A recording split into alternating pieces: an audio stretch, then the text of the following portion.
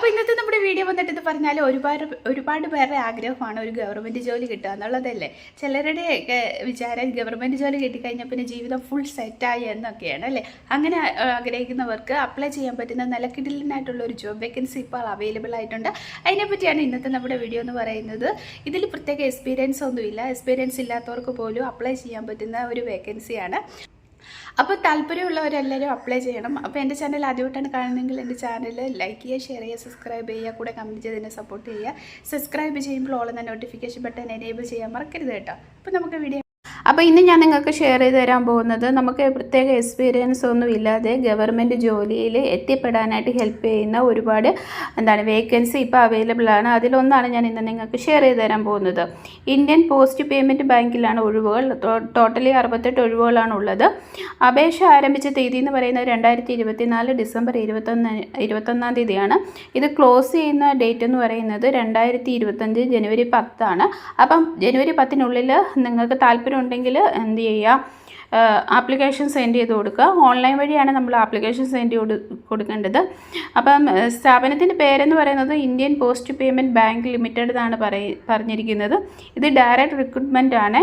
നിലവിലുള്ള തസ്തികയുടെ പേരെന്ന് പറയുന്നത് information technology and information security ഡിപ്പാർട്ട്മെൻറ്റിലുള്ള സ്പെഷ്യലിസ്റ്റ് ഓഫീസേഴ്സിനാണ്. അപ്പോൾ ഇവിടെ ടോട്ടലി 68 ഒഴിവുകളുണ്ട്. ഓൾ ഓവർ ഇന്ത്യയിൽ നമുക്ക് എന്ത് ചെയ്യാൻ പറ്റും, വർക്ക് ചെയ്യാൻ പറ്റും. ജോലിയുടെ സാലറി എന്ന് പറയുന്നത് 1,40,000 തൊട്ട് 2,25,937 രൂപ വരെയാണ് അവർ പറഞ്ഞിരിക്കുന്നത്. അപ്പോൾ ഇതിന് ഇടയ്ക്ക് നിൽക്കുന്ന ഒരു സാലറി നമുക്ക് പ്രതീക്ഷിക്കാം. അപ്പോൾ നമ്മൾ അപേക്ഷിക്കേണ്ടത് ഓൺലൈൻ വഴി വേണം അപേക്ഷിക്കാനായിട്ട്.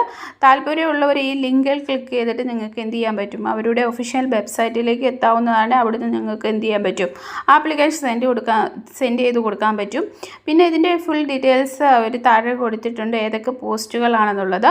അസിസ്റ്റൻറ്റ് മാനേജർക്കാണെങ്കിൽ 54 പോസ്റ്റ് ഉണ്ട്. മാനേജർ IT-ക്കാണെങ്കിൽ 1 പോസ്റ്റ്. പിന്നെ മാനേജർ IT-ക്ക് പിന്നെ ഓപ്ഷണലാണ്. ഒന്ന് പേയ്മെൻറ്റ് സിസ്റ്റത്തിനകത്താണ് ഒരു വേക്കൻസി വന്നിരിക്കുന്നത്. പിന്നുള്ളത് ഇൻഫ്രാസ്ട്രക്ചർ നെറ്റ്വർക്ക് ആൻഡ് കുൾട്ട് എന്നുള്ളതിനകത്ത് 2ാമത്തെ വേക്കൻസി വന്നിട്ടുണ്ട്. പിന്നെ എൻ്റർപ്രൈസസ് ഡേറ്റ വെയർഹൗസിൽ 1 പോസ്റ്റുണ്ട്. സീനിയർ മാനേജറായിട്ട് 1 post. Senior manager IT network connection അതിനൊരു വേക്കൻസി. സീനിയർ മാനേജിന് 1 പോസ്റ്റ്. സൈബർ സെക്യൂരിറ്റി എക്സ്പെർട്ടിന് 7 പോസ്റ്റ്. അങ്ങനെ ഒരുപാട് പോസ്റ്റിങ്ങിൻ്റെ കാര്യങ്ങളൊക്കെ പറയുന്നുണ്ട്. താഴെ ഓരോ പോസ്റ്റിലും എത്ര വയസ്സ് ഏജിനും അവർ കൊടുത്തിട്ടുണ്ട്. ഇത് കേരള PSC റിലേറ്റഡ് ആണ്. അതുകൊണ്ട് തന്നെ നമ്മൾ PSC എക്സാം അറ്റൻഡ് ചെയ്തിരിക്കണം. പിന്നെ OBC SSA അവർക്കൊക്കെ പ്രായപരിധി ഇളവ് ചെയ്ത് കൊടുത്തിട്ടുണ്ട്. അപ്പം താല്പര്യമുള്ളവരൊക്കെ ജനുവരി 10-ന് മുന്നേ തന്നെ അപ്ലൈ ചെയ്ത് കൊടുക്കുക. ഇവിടെ അവർ ഫുൾ ഡീറ്റെയിൽസ് പറഞ്ഞിട്ടുണ്ട്. ഇന്ത്യൻ പോസ്റ്റ് പേയ്മെൻറ്റിൻ്റെ ബാങ്ക് ജോലി എന്ന് പറയുന്നത് കേന്ദ്ര സർക്കാരിൻ്റെ കീഴിൽ പോസ്റ്റ് ഓഫീസ് ബാങ്കിൽ ജോലി നേടാൻ ആഗ്രഹിക്കുന്നവർക്ക് കിട്ടുന്ന ഒരു സുവർണ അവസരമാണ് ഇതെന്ന് പറയുന്നത്. ഇവിടെ ഒരുപാട് വേക്കൻസികൾ അവൈലബിൾ ആണ്. പ്രത്യേകിച്ച് വിവിധ ഡിഗ്രിയിൽ യോഗ്യതയുള്ളവർക്ക് information technology and information security ഡിപ്പാർട്ട്മെൻറ്റിൽ സ്പെഷ്യലിസ്റ്റ് ഓഫീസർ പോസ്റ്റുകളിലേക്കായിട്ട് നമുക്ക് എന്ത് ചെയ്യാൻ പറ്റും, അപ്ലൈ ചെയ്യാൻ പറ്റുന്നതാണ്. അപ്പം താല്പര്യമുള്ളവരെല്ലാം അപ്ലൈ ചെയ്യുക. നല്ലൊരു ഓപ്പർച്യൂണിറ്റിയാണ്. അപ്പോൾ എല്ലാവരും ട്രൈ ചെയ്ത് നോക്കാം.